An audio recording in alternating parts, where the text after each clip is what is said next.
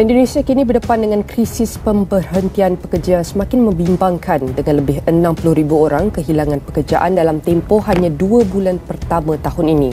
Syed Iqbal menekankan bahawa kerajaan khususnya Kementerian Tenaga Kerja perlu mengambil tindakan segera untuk menangani krisis ini. Beliau mencadangkan pembentukan satu pasukan petugas khas bagi menguruskan gelombang pemberhentian pekerja dan mencegah lebih banyak syarikat daripada gulung tikar. Kalau perlu pulangan tenaga kerja di Indonesia. Itu kalau nggak ada tenaga kerja di Indonesia. Sebagai ILO governing body saya tahu lumpuh itu ekonomi Malaysia. Mereka butuh kita kok, pekerja migran. Mengutuk negara orang dengan macam-macam hinaan. Warga negara Malaysia ni pemalas, pergi ke Mekah dengan duit haram lah, tak ada warga asing, Malaysia tak maju lah, macam-macam dia buat andaian. Malaysia ketar-ketir.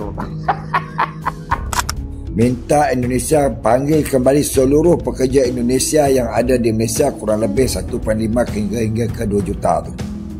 Bawa balik ke Indonesia. Cakap senang bang. Warga asing ada sebab dijemput sama orang tempatan. Yang menggaji warga asing itu orang tempatan. Jadi yang memajukan negara Malaysia itu masyarakatnya, bukannya kita. Kenapa kita tiba-tiba mau jadi pahlawan negara orang?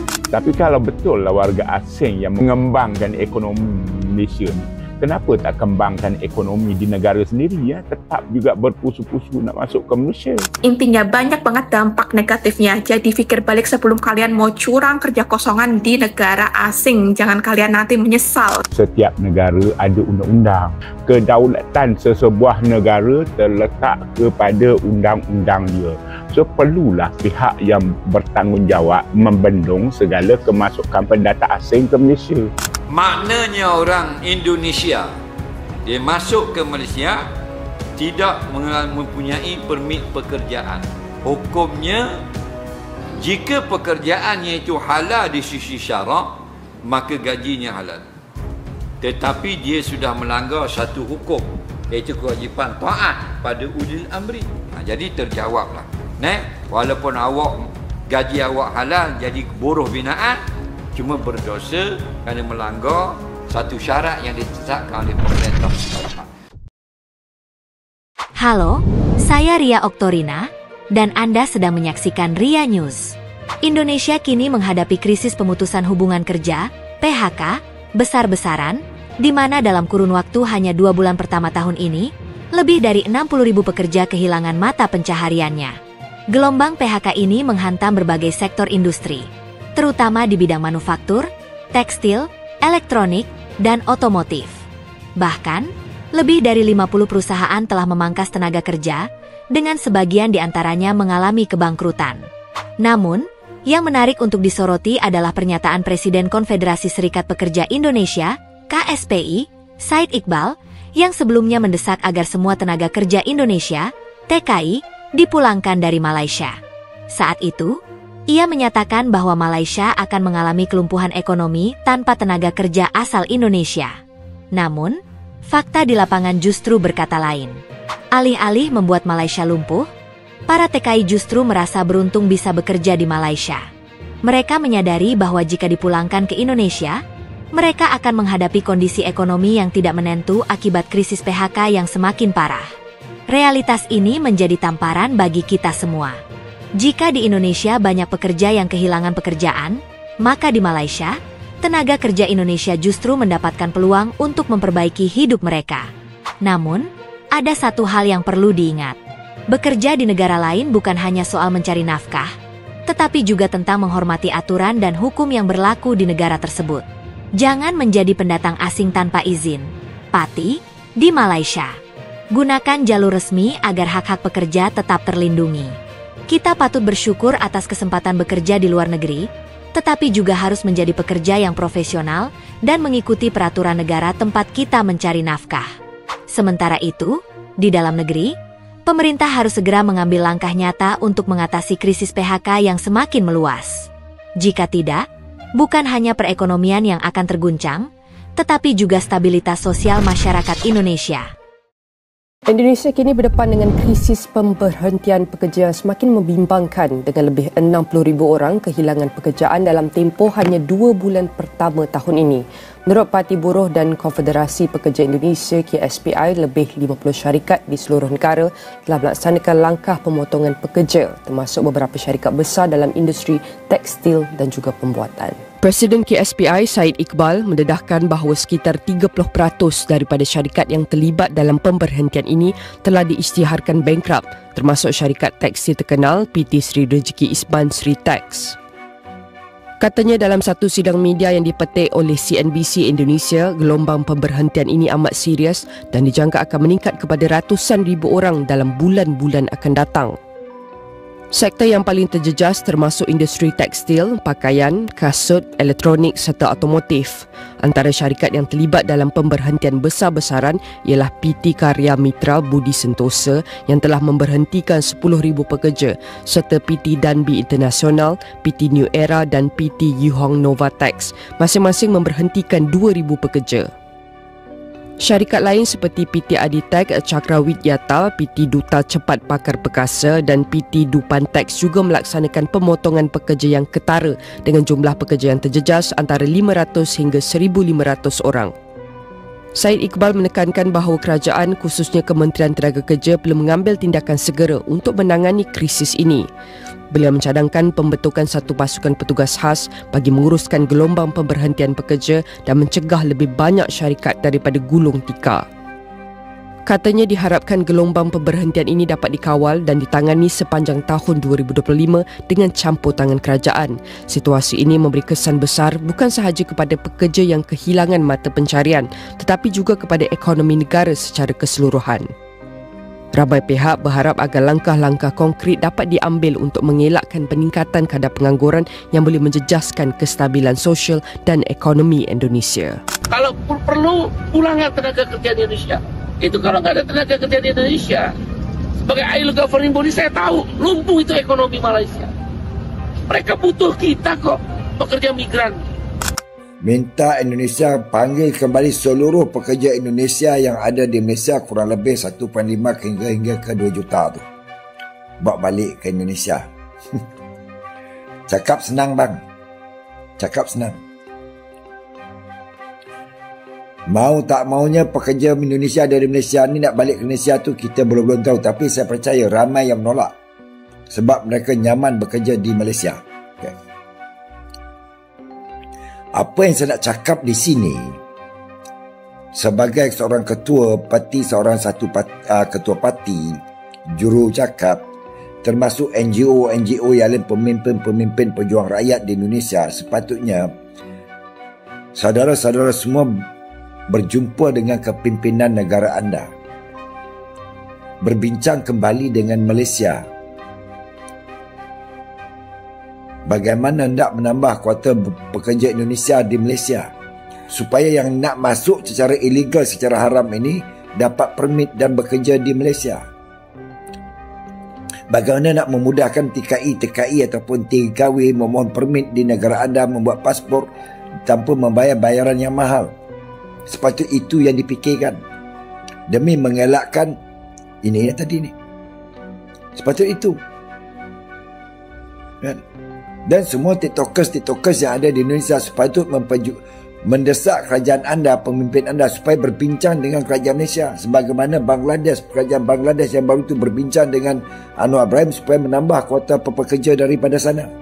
Sebab mereka percaya Malaysia adalah tempat paling selamat bagi rakyat mereka bekerja. Ya. Saya boleh ibaratkan Malaysia umpama seperti di Amerika ataupun Florida ke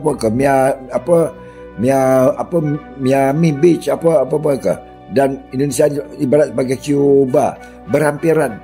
Hari-hari itu mereka cuba menyelundup masuk. Tapi berapa ramai yang ditangkap dan ditembak. Kita tidak tahu sebab apa benda itu tidak ditunjuk di dalam berita. Sepatutnya itu yang mereka perjuangkan. Mendesak kerajaan Indonesia demi mengelakkan bagian rakyat-rakyat Indonesia masuk ke Malaysia secara haram. Masuk visa pasport pelancong, keluar dengan jalur gelap. Sepatutnya itu yang perlu dielakkan.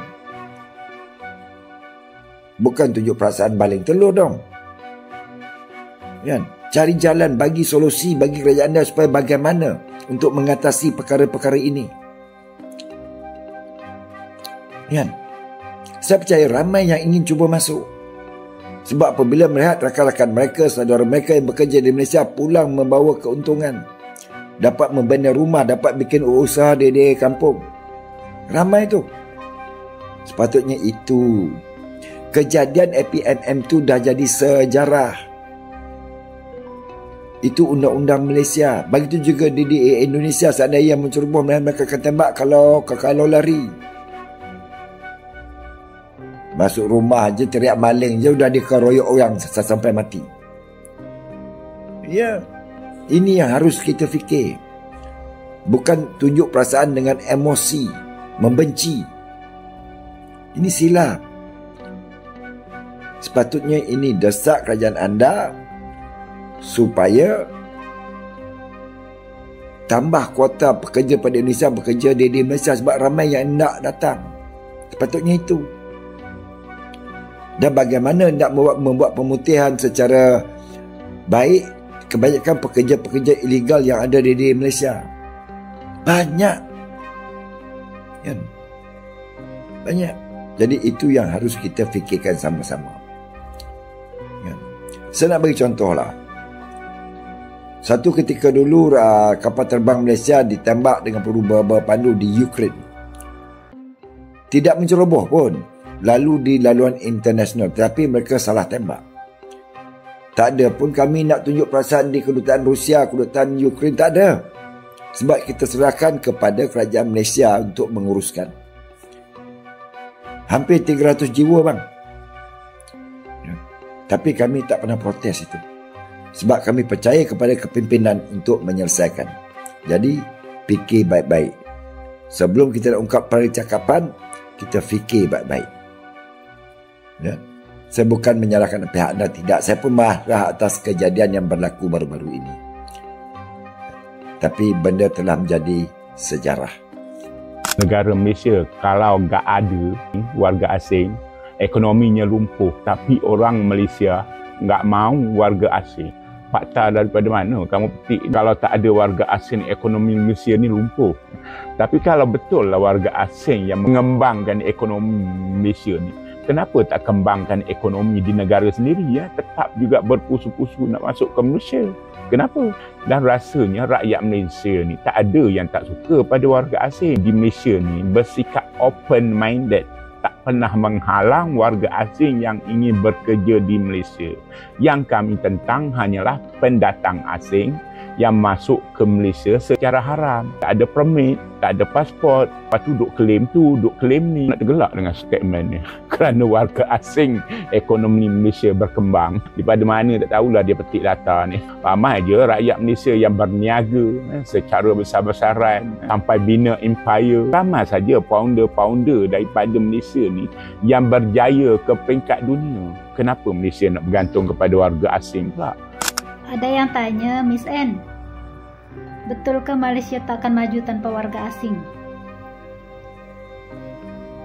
Jawaban saya tuh, kenapa pula? Warga asing ada sebab dijemput sama orang tempatan. Yang menggaji warga asing itu orang tempatan.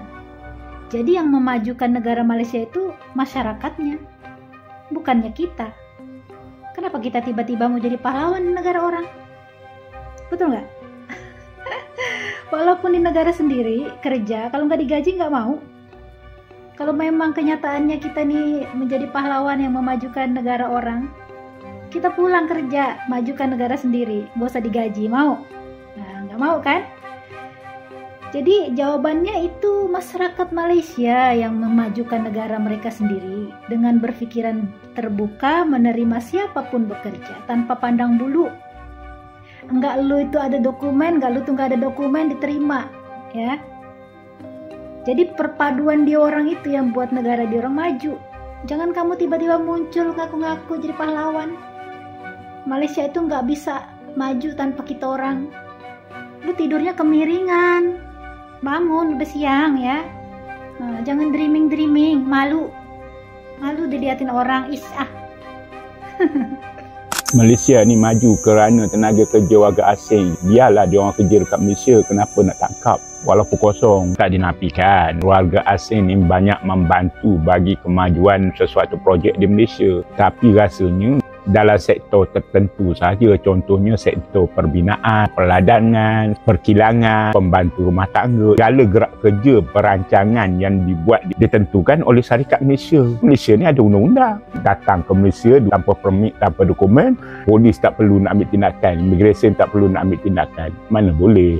Setiap negara ada undang-undang. Kedaulatan sesebuah negara terletak kepada undang-undang dia. So perlulah pihak yang bertanggungjawab membendung segala kemasukan pendata asing ke Malaysia. Kerja kosongan di Malaysia itu nggak enak. Kosongan itu maksudnya warga asing yang bekerja secara ilegal atau nggak resmi. Sebab apa? Satu, susah mau bikin akun bank di Malaysia. Zaman sekarang untuk transaksi di Malaysia itu udah kebanyakan guna cashless termasuk bayar gaji ya. Pastinya perlukan bank dan e-wallet. Warga asing yang ilegal akan susah buat ini sebab keterbatasan dokumen visa dan paspor yang tak ada. Kedua, tak digaji sesuai oleh majikan. Gaji kena potong ini itu, mau komplain ke pihak berwajib seperti KJRI pun tak guna sebab balik lagi karena dokumen yang tak ada. Ketiga, kalau kalian sakit mau check up ke klinik atau hospital tuh pasti mahal banget sebab tak ada asuransi atau tak ditanggung oleh majikan. Keempat, kalian mau pergi keluar kota guna transport umum atau awam, majority di Malaysia itu udah perlukan dokumen paspor untuk booking tiket. Kelima, kalian mau balik ke negara asal kalian pun susah, pasti kena sangkut dekat immigration sebab dokumen yang tak lengkap. Intinya banyak banget dampak negatifnya, jadi pikir balik sebelum kalian mau curang kerja kosongan di negara asing, jangan kalian nanti menyesal. Oke, semoga info ini bermanfaat. Mana-mana negara kat dunia ni milik Allah. Boleh je nak masuk, nak cari rezeki, nak bekerja tanpa pasport, tanpa permit. Kalau rumah kamu orang masuk, ambil barang, apa kamu rasa? Marah tak? Begitu jugalah negara-negara dekat dunia ni. Contohnya Malaysia, dia ada pemerintah dia sendiri, ada undang-undang dia sendiri. So apabila warga asing yang masuk ke Malaysia ni memerlukan dokumen perjalanan ataupun pasport serta permit yang sah, bukan kata masuk secara haram, sebab dia ada undang-undang. Kalau macam tu semua serata dunia ni kita boleh pergilah tanpa pasport, tanpa permit dan tak ditangkap macam tu. Sebab semua negara di dunia ni ada undang-undang. Apabila seseorang warga asing nak masuk ke mana-mana negara, perlu mematuhi undang-undang dan peraturan yang ditetapkan oleh sesebuah negara. Bukan kata negara tu milik Allah, kita bebas buat apa saja. Tak boleh. Sebab ada undang-undang, ada peraturan. Mengutuk negara orang dengan macam-macam hinaan. Warga negara Malaysia ni pemalas, pergi ke Mekah dengan duit haram lah, tak ada warga asing, Malaysia tak maju lah, macam-macam dia buat andaian. Malaysia ketar-ketir. Apa yang diketar-ketir tu pakcik tak tahu. Tapi bila kerajaan tutup permit, pada muka meroyan, suruh kerajaan buka balik kan, sebab nak masuk tak boleh. Warga mereka berlumba-lumba nak dapatkan IC merah untuk Malaysia nombor 1. Lepas tu ramai duk tanya macam mana nak dapatkan IC merah. Sampai kat yang kosong dekat Malaysia ni pun boleh tanya macam mana dia kalau kosong nak dapatkan IC kat Malaysia. Hakikatnya warga asing ni memang nak sangat dapatkan IC Malaysia, nak sangat jadi rakyat Malaysia, tapi mengutuk, menghina negara Malaysia. Pendatang asing tanpa izin kalau kerja kat sini halal tak gaji mereka? Ni parti tanya. Bukan kata rakyat tempatan mari tak. Pendatang asing pun masuk majlis ilmu tanya soalan. Okey.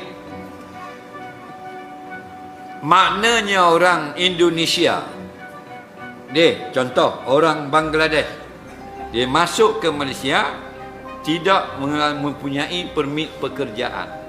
Contoh, okey, dia bekerja sebagai buruh, mendapat upah dan melakukan kesalahan pada hukum pemerintah. Hukumnya, jika pekerjaannya itu halal di sisi syarak, maka gajinya halal. Tetapi dia sudah melanggar satu hukum, iaitu kewajipan taat pada ulil amri. Sebab yang pertama, ati'ullah wa ati'ur rasul, taat Allah dan Rasul. Yang kedua, wa ulil amri minkum. Dan wajib juga taat kepada kerajaan. Ulil amri ni dua. Satu ulama, iaitu para ulama. Yang kedua umara, iaitu pemerintah. Jadi pemerintah ini kalau dia mengeluarkan suatu syarat atau suatu peraturan yang tidak bersalahan dengan Islam, maka peraturan itu wajib dipatuhi. Maka melanggar peraturan hukumnya haram, gajinya halal. Okey? Macam orang kerja kerajaan, dia kerja ngajar sekolah. Contoh kerja jabat kerajaan. Orang puang lah contoh. Dia tak tutup aurat. Contoh tak pakai tudung. Ada orang kata gajinya haram. Salah, tak betul. Ulama jawab tak haram. Perbuatannya haram. Gajinya halal. Kerana pekerjaan kerani di pejabat-pejabat tidak haram pun. Hukumnya halal. Dia kerja menulis jadi kerani dan sebagainya. Perbuatan dia keluar rumah mendedahkan aurat itu berdosa. Okey? Gaji haram ni ialah dia buat benda yang haram dalam pekerjaan. Diupah goreng babi, diupah pikul arak, itu baru gajinya haram. Atau kerja di 7E ataupun mat-mat yang ada jual arak. Bila ada orang luar orang kafir nak beli arak, dia ni orang Islam kena jadi juru jualnya. Maka gajinya haram. Kerana dia juga terlibat dalam menjual benda yang diharamkan oleh Allah. Kerana Nabi kata 10 golongan dilaknat sebab arak. Salah satunya juru jual.